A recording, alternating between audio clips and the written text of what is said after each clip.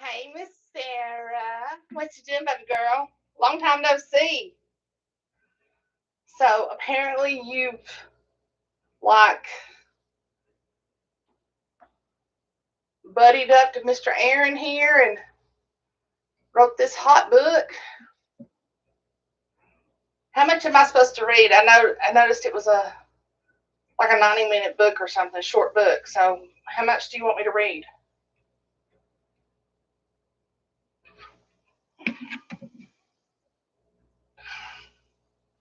Okay. Alrighty. If I come to a really good trigger spot, I'll stop. You know I like to hook them. But if not, I'll just read on. So until you tell me to stop or the hour's up. I took a nap today, so I'm feeling kind of sassy. Anything's liable to happen. Hey, Miss Billy, what's going on? Vincy know who? Oreo. They got any milk to go with that Oreo? Oh, music. I need music. That's what I've been trying to do.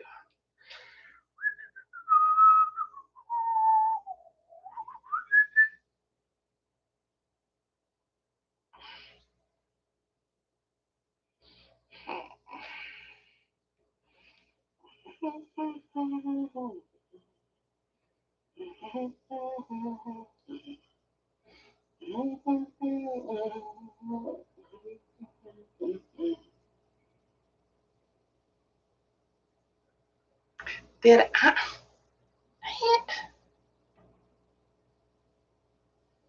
The hell is that?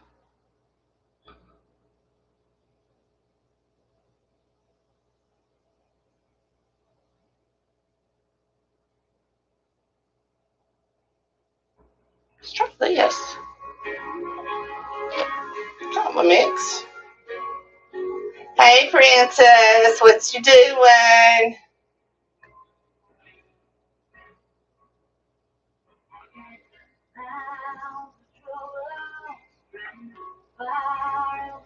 All right, Vincy, is that too loud?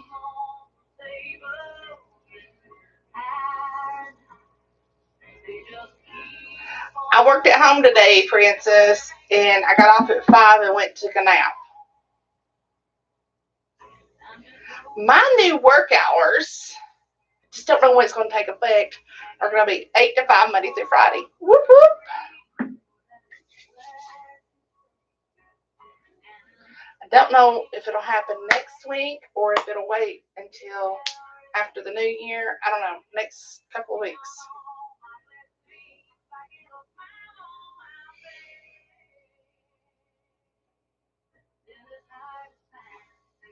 Good deal.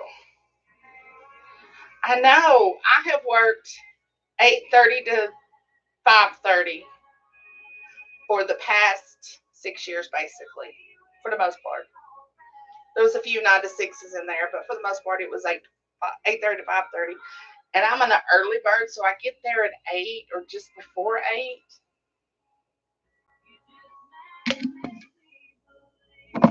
Can y'all hear me okay? So I have the other. I feel like I suckered up before it dies. You guys are hearing me.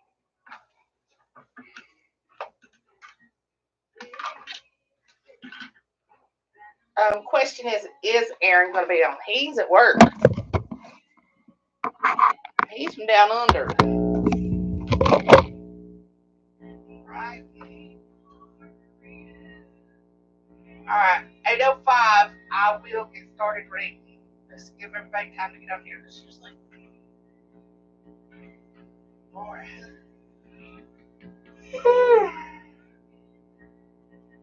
Sometimes he shows up, sometimes he don't. So he has to kind of play it by ear when he's at work. I don't know how I remember all this.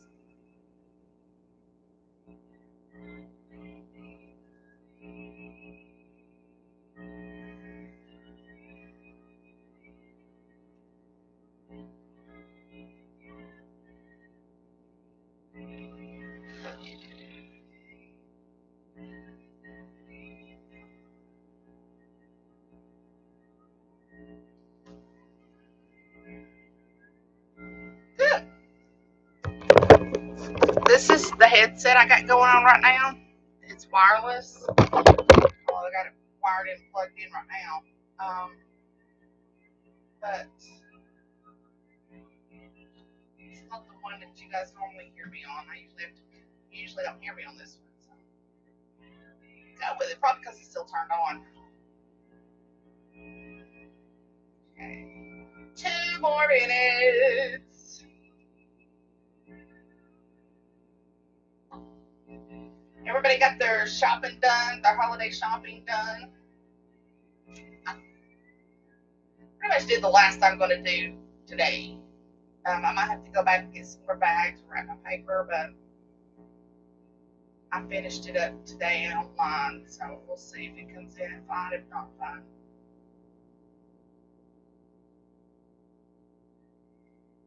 Yeah. I'm going to go back into the office tomorrow. I've got about half of mine wrapped.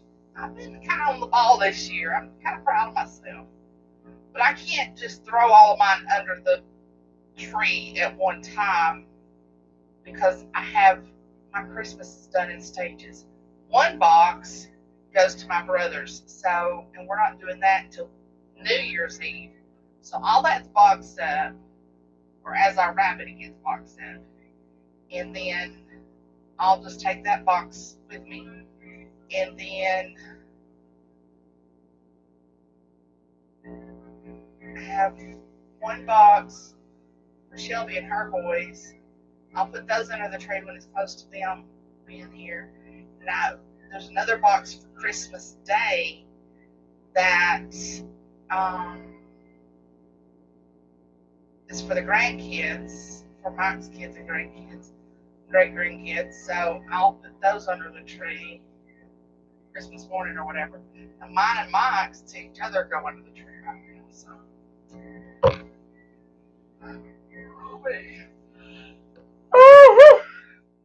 Lena, I got one for you. I got my trusty one here. All right, y'all ready? Let's get on with this. Let's see a reverse harem in my picture. Okay, so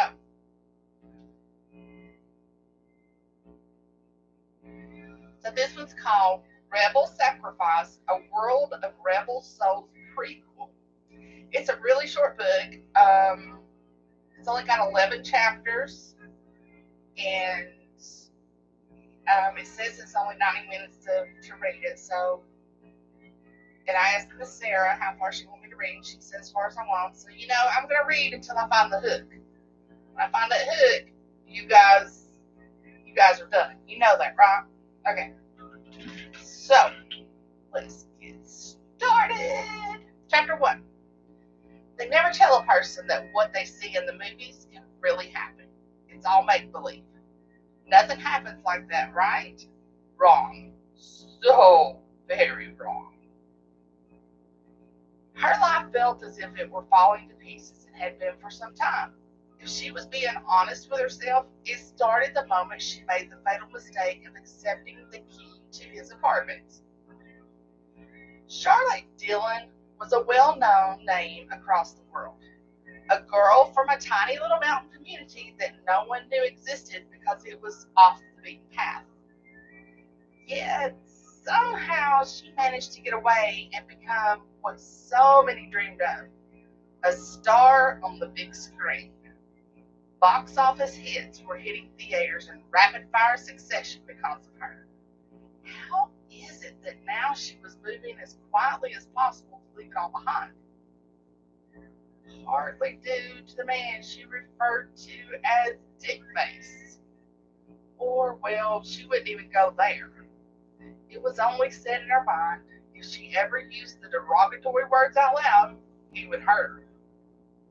Getting herself back on track, Charlotte felt as if she had laid in bed longer than her ex had planned and called for.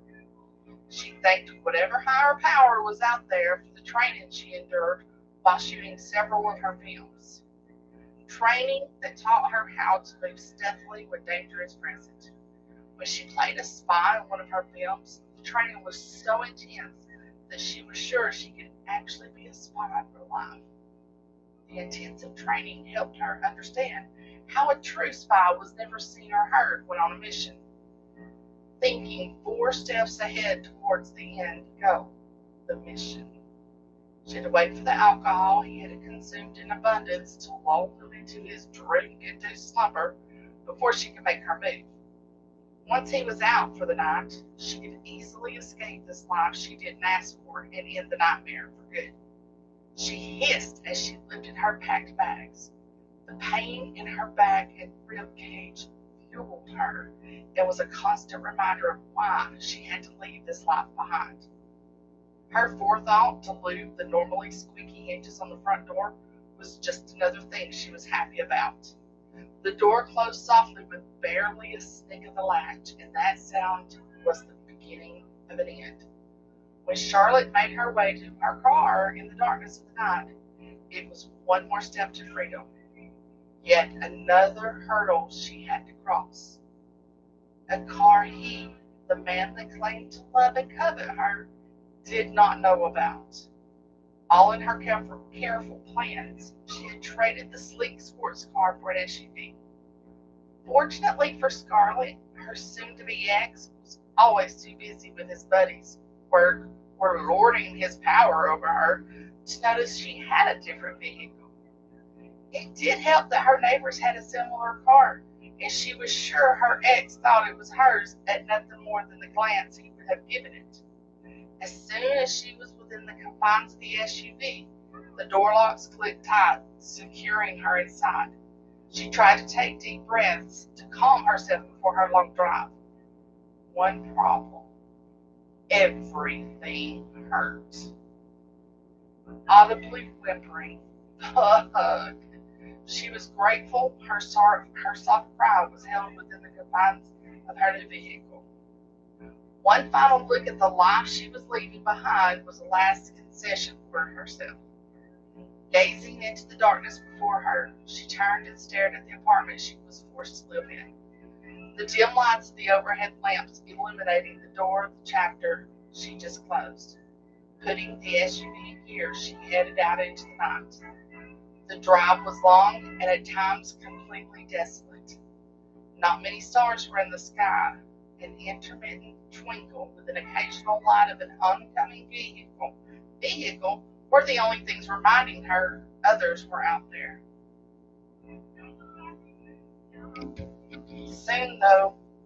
Soon, she would be in the one place she ever felt truly safe. She reminded herself of this when the fear she felt would descend on her mind. Iron Forge, Oregon. Home. It was a place she had friends once upon a time. A place where she was raised to believe she could be anything she wanted to be as long as she applied herself. The one place she never thought she would return to. Charlotte hadn't been back since the day she left to pursue her dreams. She glanced at the small bag on the passenger seat that she had purposely left out, her makeup bag. She would need to stop before the town somewhere and apply makeup in hopes no one would see what had befallen her in her life. It wasn't just her body that showed the truth of what her life had been. At least my eyes aren't swollen shut any longer. Her voice sounded a little rough from not speaking often when in his presence. Charlotte opened and closed her mouth, trying to relieve the tightness in her jaw, groaning softly at the soreness. Being hit and gagged so their neighbor didn't hear her punishment for being a bad girl has sucked. She had wanted to be more experimental in bed. She wanted the type of sex she was famous for portraying in some of her more memorable movies. Fierce, hot, passionate, untamed. She wanted to be adored by the one person she thought loved her. Instead, he ignored her awards, choosing to focus on the fact she had appeared nude in 3 of her 9 films. But that request had awoken a beast. He now believed he had a green light to fuck her whenever he wanted, however he wanted. that her body was his to abuse. Originally, her plan had been to fly home, rent a car, and figure out the rest. When it became clear that her face was too well known, she opted to drive. In addition to that, her fresh bruises would cause more problems and give the paparazzi more ammo to publicize the life she's trying to leave behind. The paparazzi are vicious and real. Pain in my ass, she thought to herself. Instead of renting a room for fear of being seen, she slept in her car at rest stops or gas stations.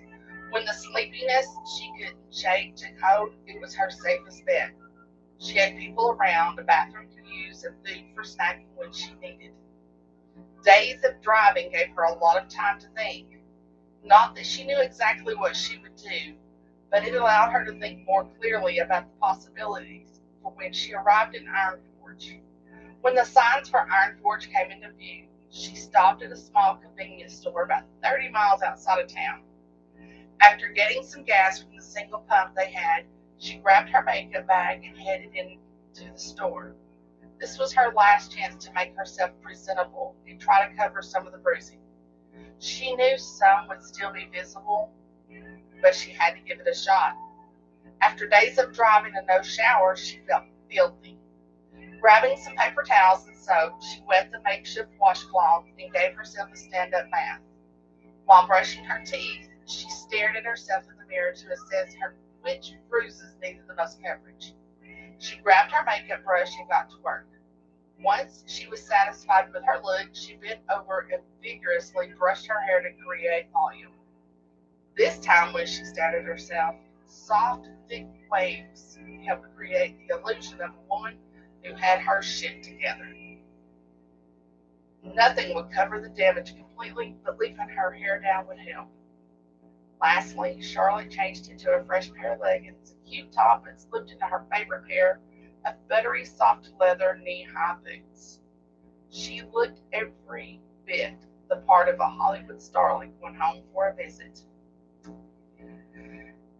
Good enough, she sighed, looking into a mirror that had seen better days. The plan was to hit the grocery store on the way to the home she had been raised in, a house left to her by her parents when they decided to retire and move on for a life of luxury traveling, a life she was happily paying for them to have. As she got back on the road for the last leg of her journey, she decided to take it a little slower. Even within the chaos that had become her life, she took time out to enjoy the view. The trees became taller, the terrain a little more rugged. Driving through Oregon was always beautiful, and Iron Forge is just a little slice of that heaven. Not much had changed since she was last here. The small cabin built of logs with the red trimmed roof set just off to the side. The big sign that read, "Welcome to Iron Forge," greeting visitors as they crossed the border into town, was a little worn, but looked just as regal as it always had. Winding roads with huge towering pines, a beacon of a haven she had forgotten how much she loved. Oh, wow, the distillery is still here, she thought to herself. Now that she was of legal drinking age, she could try out the infamous Bordeaux whiskey. Known for its smoky and nutty undertones, she was eager to try the rich golden liquid as soon as she settled into the house. She felt a little giddy as she reminisced about the time she and one of her childhood friends used to take bottles of whiskey from her parents' bar when they had get-togethers. They'd purposely wear big shirts to stash the liquor and take it to her room to drink. It wasn't Bordeaux's, but the excitement was more about the sneaking than the actual drinking. Her parents never knew it was them taking the bottles, which made them laugh.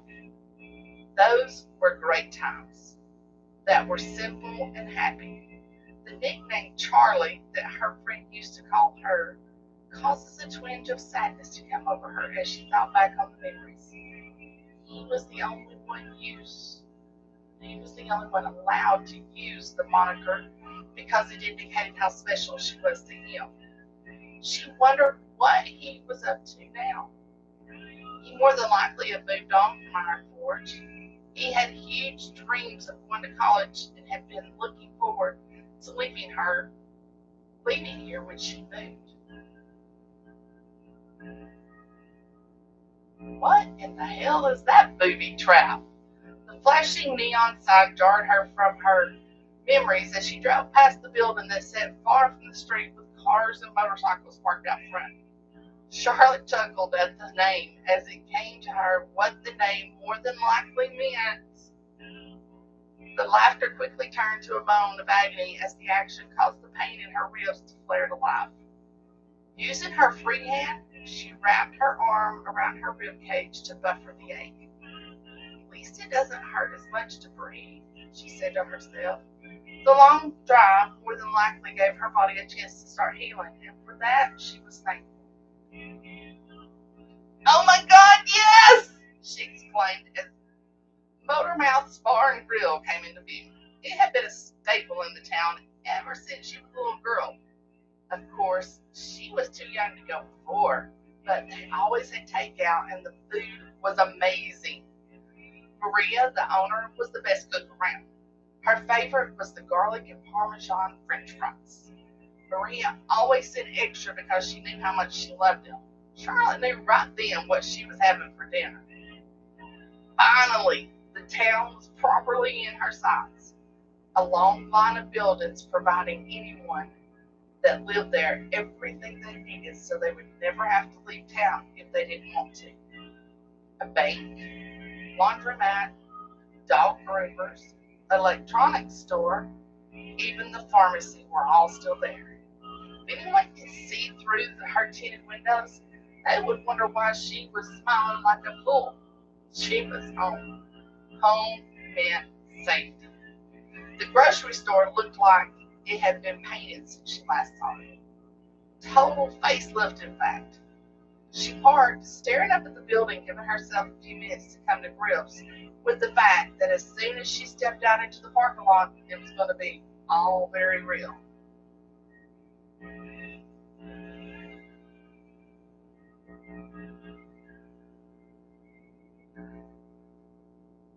Don't you give anything away, Miss Sara. Taking a deep breath with much more ease was her first sign she had made the right choice. No more pain.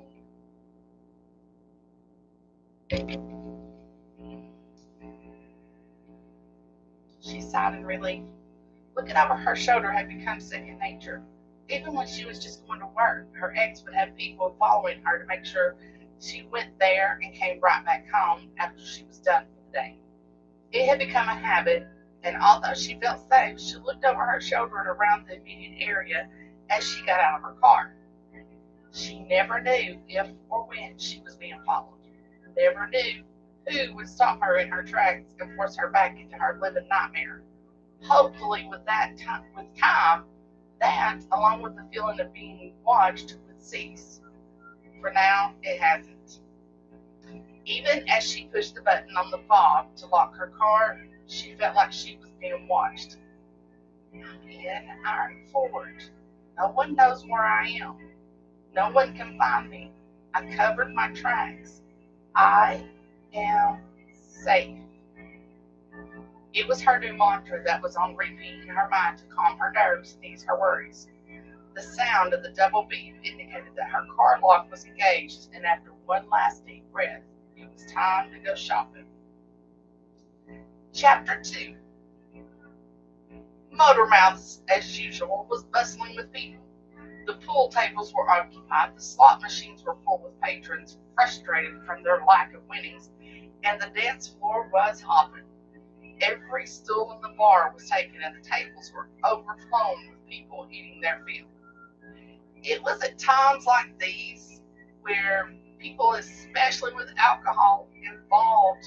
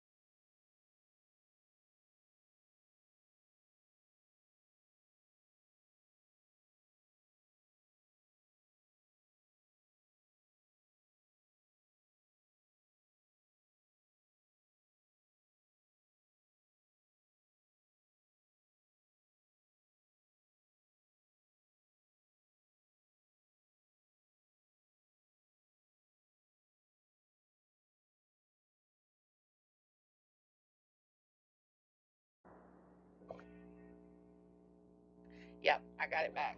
I think. Is it back? Okay.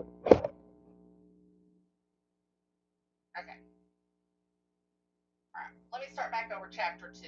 I don't know where you guys misheard me. Motor Mouth, as usual, was bustling with people. The pool tables were occupied.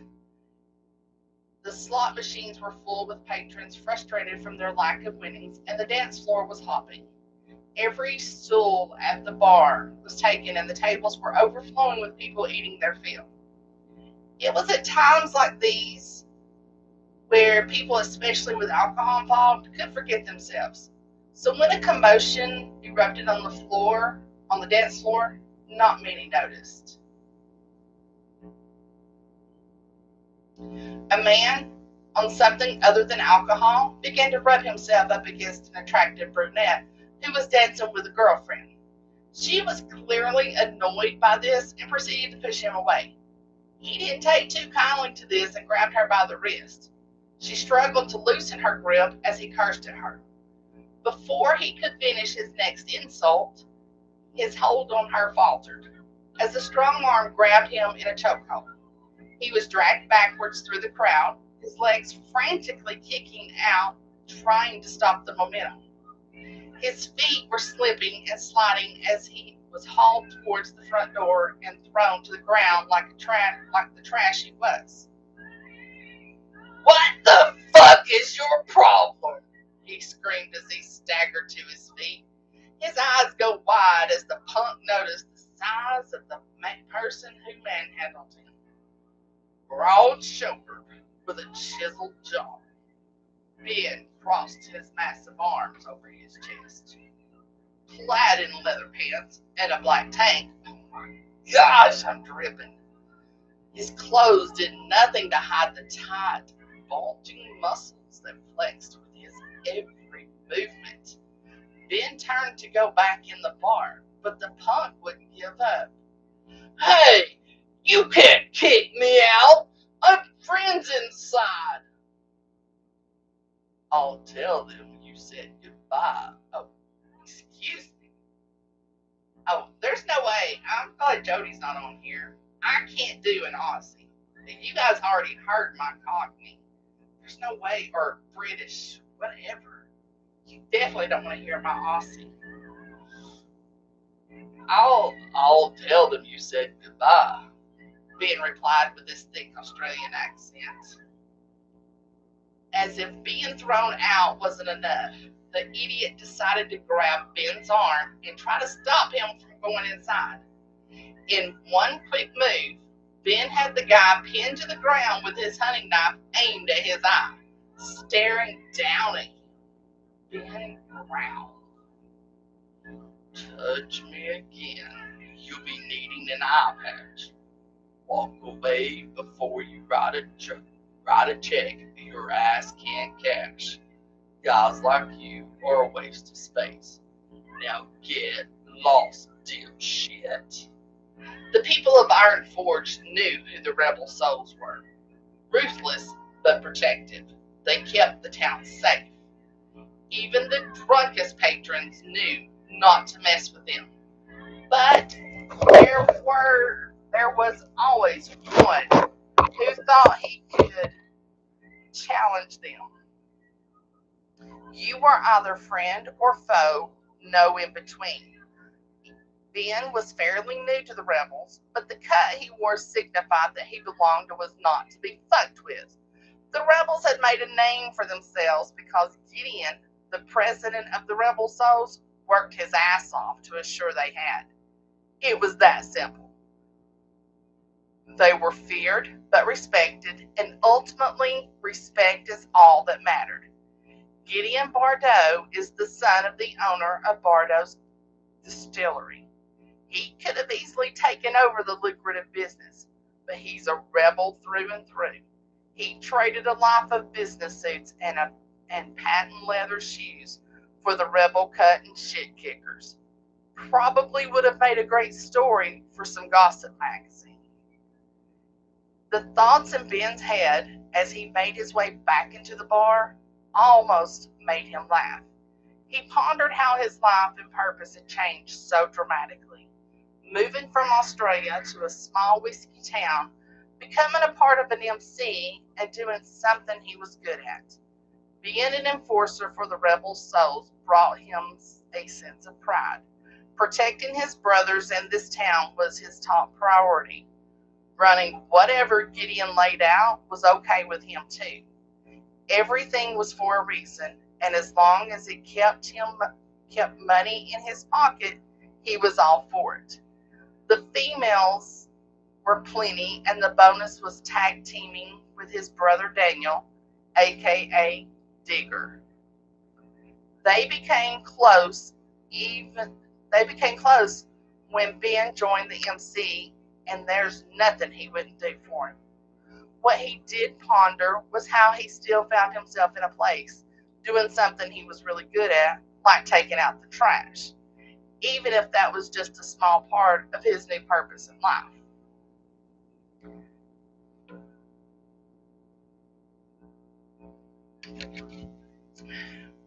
Ben Bracken, aka Kraken, returned to his seat at the far end of the bar and scanned the room for anyone else that decided to cause trouble. He patted himself on the back and took a long pull on his beer. I'll give you a 6 on the toss, but 2 on the landing. You're slipping, Daniel teased, busting his chops. Fuck you. How's that for slipping? Oh, now, come on.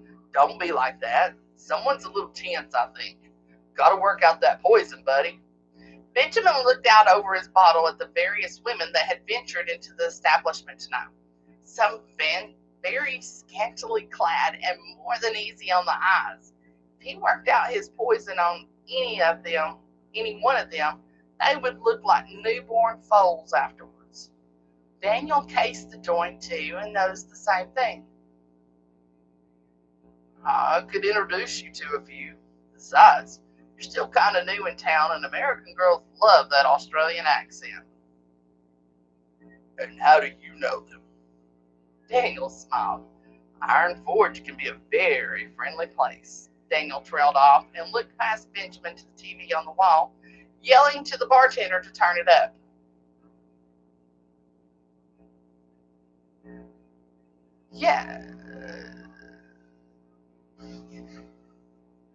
Yes, thank you, Greg. I'm here at Iron Plaza, where reports are that an A-list celebrity has been spotted.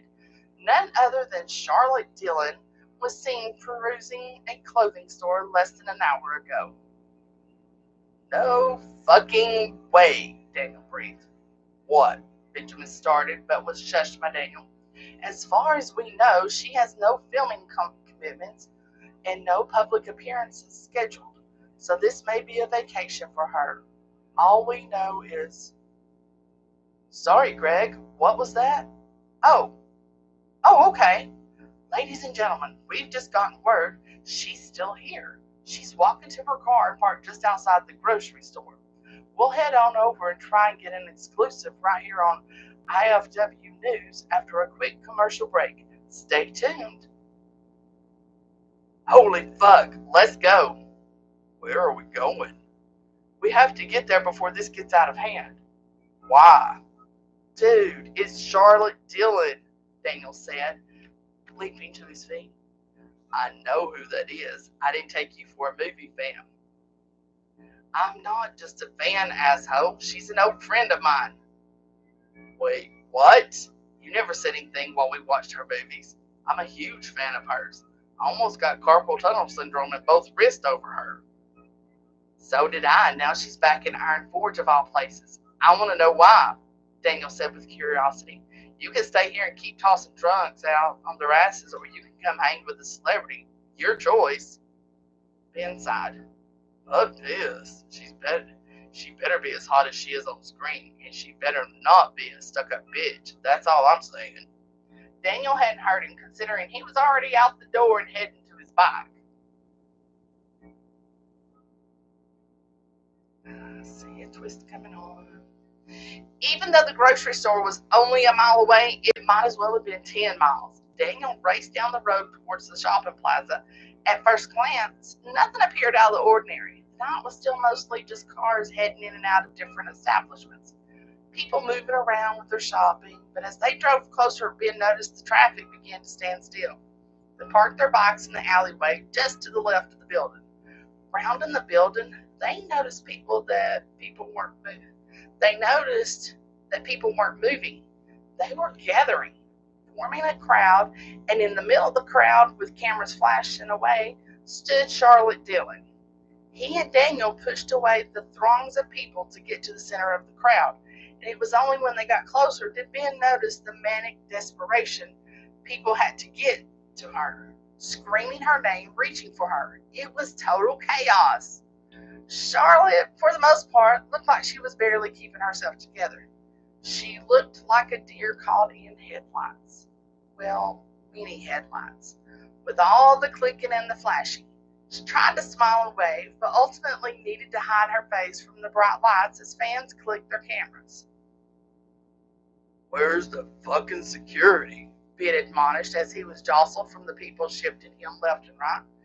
Daniel, though, didn't seem to mind. When Charlotte came into his view, he only shouted one word that was clearly heard through the craziness and over the screaming voices. "Charlie!"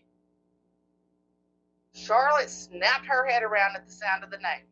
Ben guessed that name held special meaning for her because in the midst of this chaos, hearing that name changed her focus. So much so, the sight of Daniel broke through her stunned and frozen demeanor and brought forward the hint of a relieving smile. From behind her, though, a glint caught Ben's eye. A glint that could be seen from waist high amongst the weight of people. A knife, held by a figure in a mask, hiding amongst the packed crowd. Ben burst through just as the assailant did from the opposite side. They crashed together as Ben held the knife hand up and out, putting the weapon on display. The crowd screamed and moved back as Ben struggled with the wielder. Daniel moved quickly to him, but Ben twisted and shoved the would-be assailant to the nearest wall. "Get her out of here," he ordered. Daniel grabbed Charlotte's hand and ran toward the alleyway to his bike. It was then that Ben shoved his knee into the attacker's groin. The groan of pain was enough.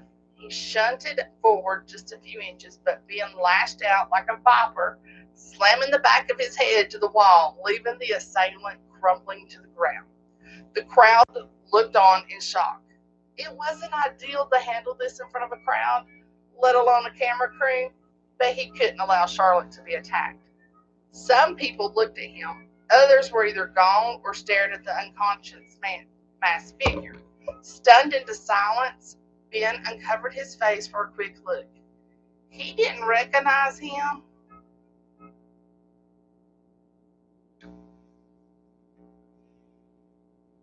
But clicked the camera app on his phone, snapping a picture before placing the mask back over his face and marched away to his bike.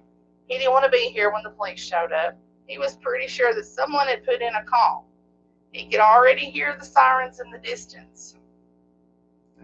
He didn't need this type of trouble. Let them deal with it. Or maybe security would come and do their fucking job. Maybe. As far as the news crew and the police, Gideon would take care of that little problem. Chapter 3. Things are longer chapters than I thought they would be, Miss Sara. God, how did this happen?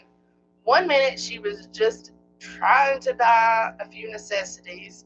The next, she was being bombarded by a crowd. It's not that unusual in a big city, but in Iron Forge, she thought she would have refuge. Upon the first flash of a camera, her panic set in. She dropped her head, trying to use her hair as a curtain to cover her face. If her ex saw the news coverage, he could find her. Charlie! No, it was impossible. She knew that voice, one she never thought she would ever hear again. One she had only in the privacy of her dreams, when the body attached to it fulfilled her naughtiest of fantasies. Daniel Layton's plowing through the crowd, his hand snatching hers and pulling. Another big man yelled at him to get her out of there, but she never saw more than a flash. It was all happening like a tsunami tormenting a town within a blink of an eye. All of a sudden, they were stopped. Her hand was released and she was unburdened of her shopping bags, which Daniel was shoving in the leather saddlebag of the side of a very sharp-looking motorcycle.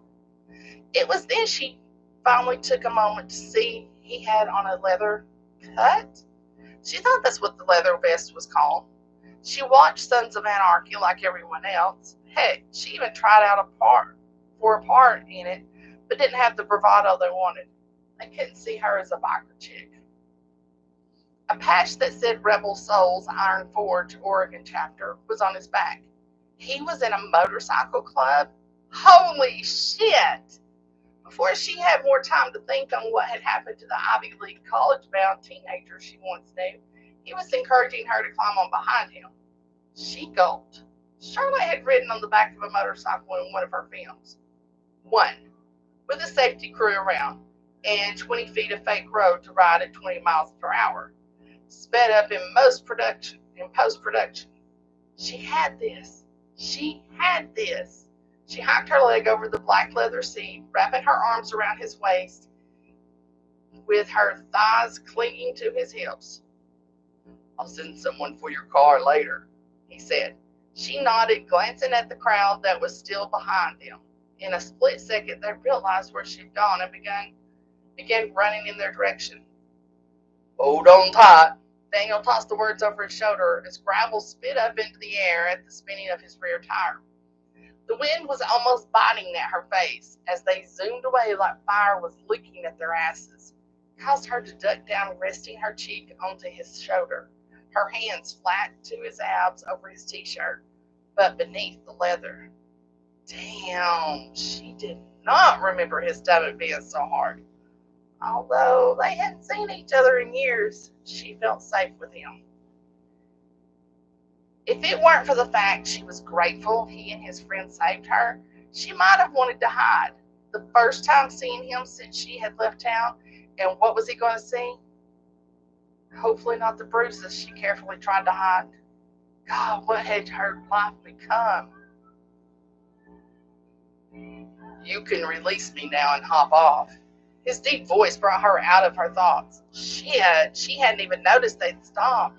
They couldn't have gone far. The ride was too fast. Lifting her head, she saw they hadn't. Motor mouths? Wow, a blast from the past. His chuckle was different than she'd remembered. It was deeper, and the rumble of it sent some kind of electricity straight down between her thighs. His hand was out and waiting. Placing her hand into his, Charlotte immediately felt work roughened hands gently helping her to stand. Lord have mercy, her brain was stupid. She was almost just killed, and all she could think about was how his calloused hands would feel on her skin. The thought made desire bloom in her core. "Come on, leave your shit on the bike. It's safe." The way he said the latter part was like he was telling her she was safe. And then he told her just that. "We can sit and catch up and talk about why someone just came at you with a fucking knife inside." Charlotte turned to see his face closely, barely whispering, "Did you just say knife?" Daniel regarded her obvious fear with understanding. "You'll be safe here. Not gonna let anyone get to you." Her head had been lowered, or at the very least, she had angled her head so he didn't see what was going on in her life. His head leaned to the side, indicating for them to go into the building, just as the sound of another loud motor was heard coming closer. She must have flinched because as he gave a tug of her hand, he told her, He's with us. Come on, he'll join us inside. the place didn't seem to have aged. The walls had a few more things hanging on them, sure. But in general, it was exactly as she remembered from when she would pick up food to go as a kid. The garlic and Parmesan fries were calling her, and after what just happened, she could also use a drink. Daniel held up 3 fingers toward the bar as he took her to a booth in a corner. Before she barely had time to sit, 3 long necks were being placed in front of them, and a very intimidating-looking man wearing the same badge as Daniel slid in on the opposite side of the table. He was a brute of a man, very intimidating. With Daniel sitting beside her and this guy sitting and watching the door, she felt safe. Help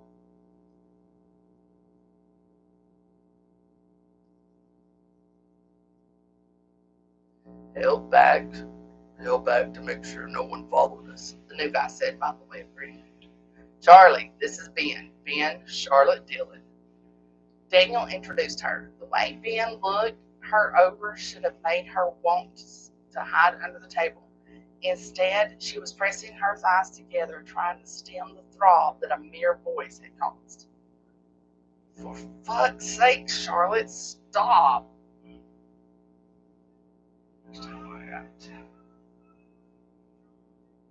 Okay, I'm doing all right. See better. For fuck's sake, Charlotte, stop it. She told her own brain.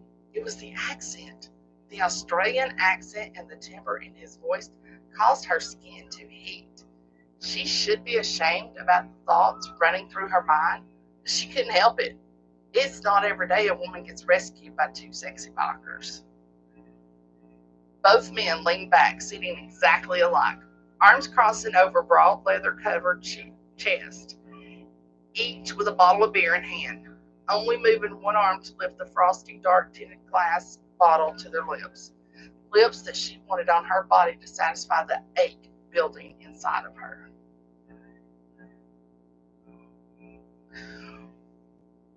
What brings you back here, Charlie? Why was it that every time he said that nickname she wanted to fail? He was the only one who ever called her Charlie, and because of that, it was sentimental to her. Right now, though, it had her feeling dizzy with need. Hey, baby! I was wondering where you were at, Bubba. Figured you couldn't drop work real quick.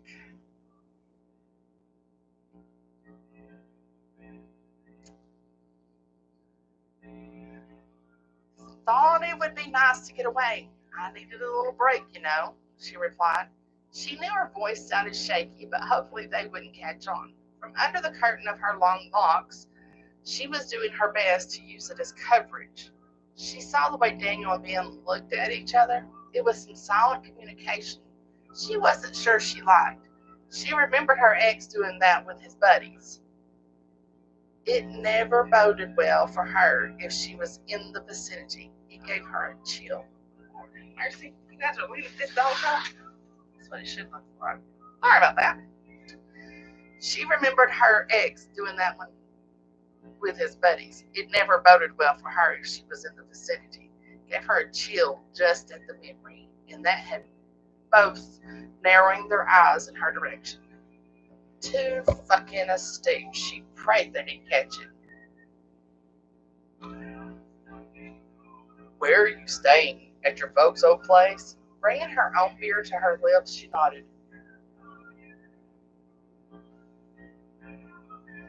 Do you know him? She looked to see the Australian guy Ben. Charlotte reminded herself of his name as she pulled out his phone, showing her the picture he took of her downed attacker. Oh. Do you know him?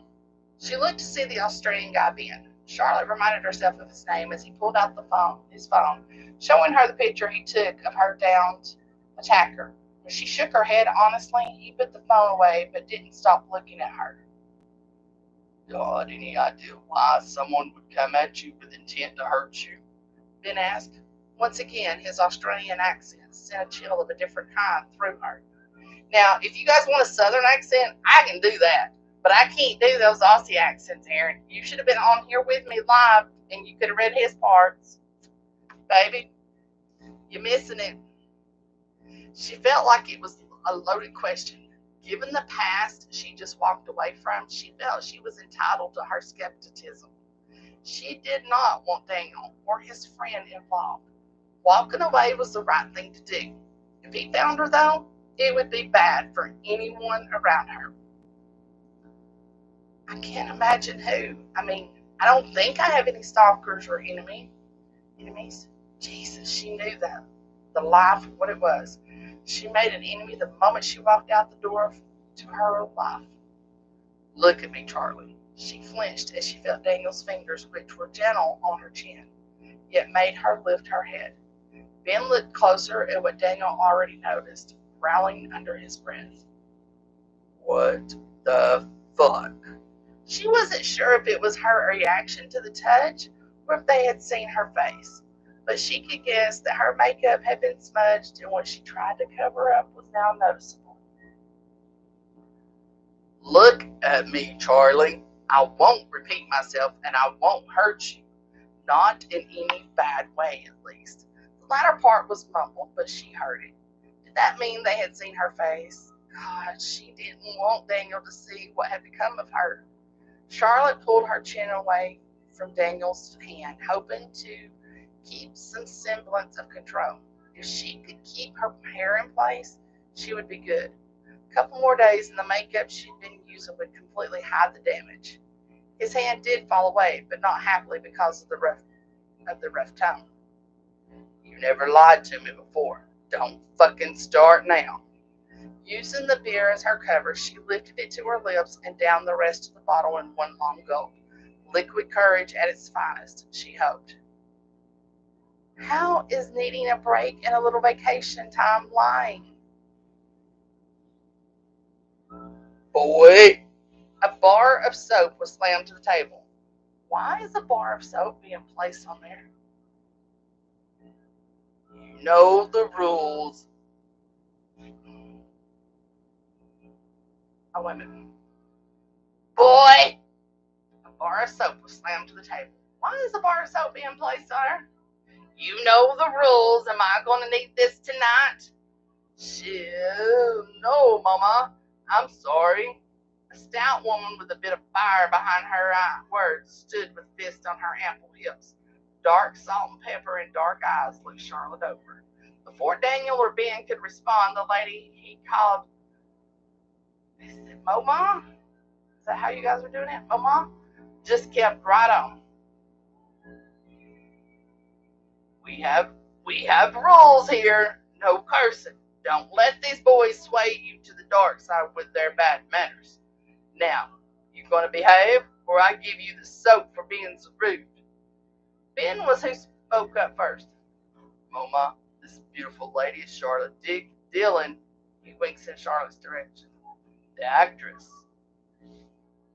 Daniel groaned with a roll of his eyes toward Ben. Subtle.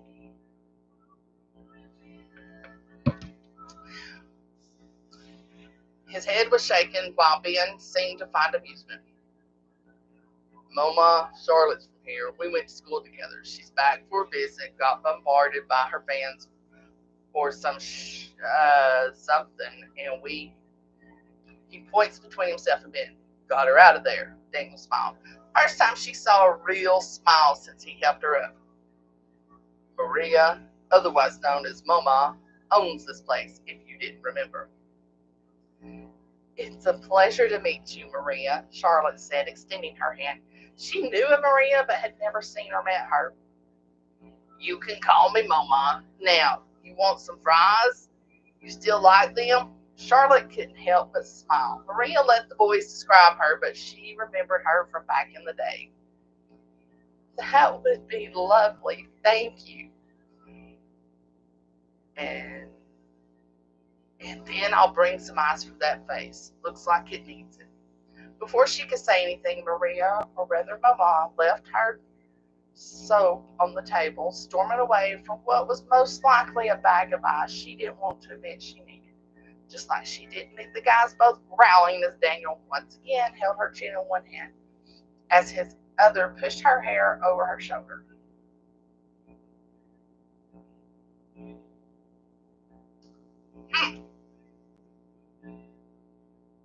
I'm thinking of this one. Pretty good, huh? I don't have time to read the next chapter. Oh, yeah. That's too long. Alright, let me read a little excerpt from it because there's stopping points in that chapter. So I'll get you guys going for the next 6 minutes. Chapter 4. Ben cracked open his second beer and lifted the tip of the bottle to his thick, full lips. So, are we going to talk about the shiners on you? No, I'd rather not. Wasn't a question, Ben said, taking a big sip. What are you doing back here? Is it because of the person who used your face as a punching bag? Daniel piped in. Charlotte ran her hands through her hair and sighed. Fuck, all right. Letting out a heavy sigh, she answers. I've been in an abusive relationship for about a year and needed to escape. How? Daniel asked with surprise. I've seen you in newspapers and clips at award shows. You were never with anyone. I kept the abuse in my relationship hidden, both to protect myself from tabloids and at first to keep him under wraps because of his job. Then, as it went on, I didn't want him to be beside me anywhere, least of all the red carpet, and I lived like that for most of last year. Why didn't you say anything?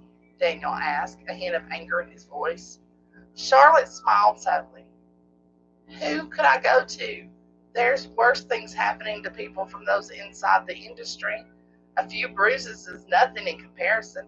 The cops wouldn't even give. I'm not talking about the cops, damn it. I'm talking about me. Daniel sneered with anger lacing his voice. Why didn't you come to me? Immediately seeing the fear in her eyes, he apologized and placed her hand in his, rubbing it softly with the pad of his thumb, encouraging her to answer. Dan, Charlotte said softly, reveling in the feel of his tender touch. She continued, it's been so long.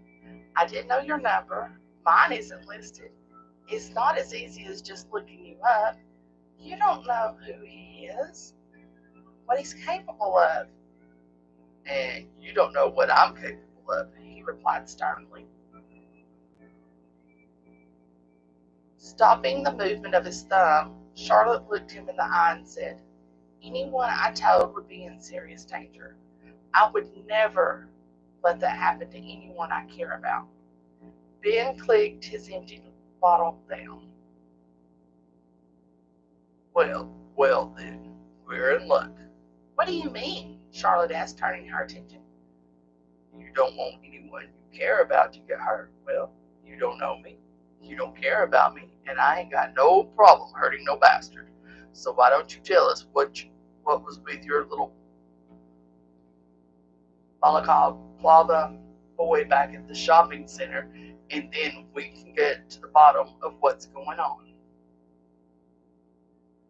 Ta-da! That's it. I'm not reading anymore. So that gets you a fourth of the way through the book. Basically, chapter 4, the first part of chapter 4. Go get the book now. It's okay, you know these authors. They know how to write some good shit. Keep Mama away from me.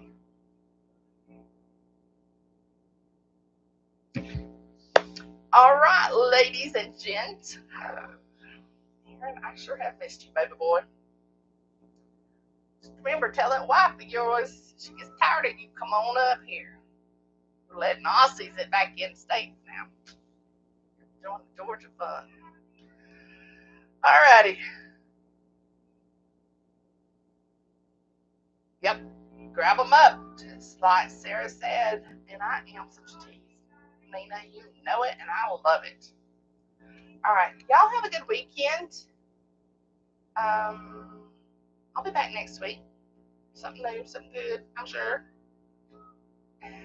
I will talk to you guys later. Have a great weekend and happy reading. Thanks, guys. I appreciate it.